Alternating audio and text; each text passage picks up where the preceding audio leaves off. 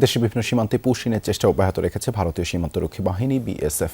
লালমনিরহাটের 4টি সীমান্ত দিয়ে পুশিনের চেষ্টা করে বিএসএফ, পরে বিজিবির বাধায় তা পণ্ড হয়ে যায়। নওগাঁ সাপাহার সীমান্ত বিজিবি কঠোর অবস্থানের কারণে ভেস্তে যায় বিএসএফের পুশিনের চেষ্টা। পঞ্চগড়ের বড় বাড়ি সীমান্তেও বিএসএফ এর অপচেষ্টা পণ্ড হয়ে যায় বিজিবির তৎপরতায়। কোনোভাবেই থামছে না ভারতীয় সীমান্তরক্ষী বাহিনীর অপতৎপরতা। একের পর এক সীমান্ত দিয়ে চলছে পুশিনের চেষ্টা।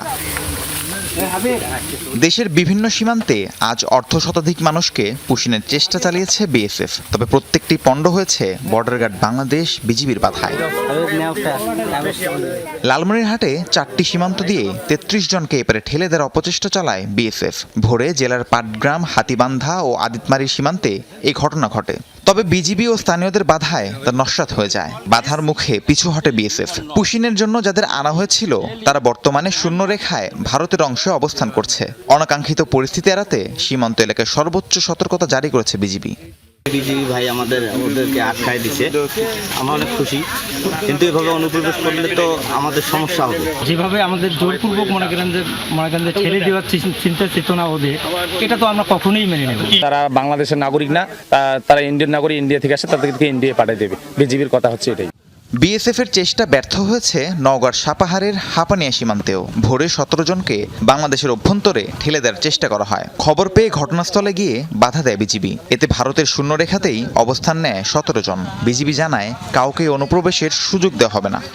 আমরা আসতে দেবো না, ওই জন্য আমরা বিজিবির সাথে আছি, যে আমরা অবৈধভাবে আমার বাংলাদেশে কোনো লোক নেব না, ওই জন্য আমরা বিজিবির সাথে আছি। ওরা তো জোর করে পাঠাই দিছে, আর আমাদের বিজেপি তো এটা মেনে নিবে না। আমরা বাংলাদেশের নাগরিক, আমরা এটা মেনে নিতে পারছি না।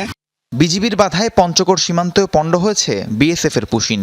ভোরে ভারতের প্রধানপাড়া থেকে কাঁটাতারের গেট খুলে 10 জনকে এপারে পাঠানোর চেষ্টা করা হয়। পরে বিজিবির টহল দল বাধা দিলে তাদের নিয়ে যাওয়া হয় ভারতের শূন্য রেখায়। এই ঘটনায় দুই দেশের সীমান্তরক্ষী বাহিনীর কোম্পানি কমান্ডার পর্যায়ে পতাকা বৈঠক হয়েছে। বাংলাদেশে ঢুকতে দিইনি, আমরা আবার এখানে ইটান আনছি। আমাদের এখানে জনগণ সবাই দাঁড়াইছে, কিন্তু আমরা ভারতের লোক বাংলাদেশ তো আসতে দেইনি। যখন শুনছি যে ওরা আসবে, তখন আমরা বিজিবিকে খবর দিয়ে পরে মনে করেন যে ওরা আসতে পারেনি, এখন বর্ডারে আছে, ওদের লোক ওরা নিয়ে যাবে। এদিকে বৃহস্পতিবার চাঁপাইনবাবগঞ্জ সীমান্ত দিয়ে 28 জনকে পুশিনের চেষ্টা করা হলেও বিজিবির কঠোর অবস্থানের কারণে তাদের সরিয়ে নেওয়া হয়েছে ভারতের অভ্যন্তরে। রাহিম সারোয়ার, যমুনা নিউজ।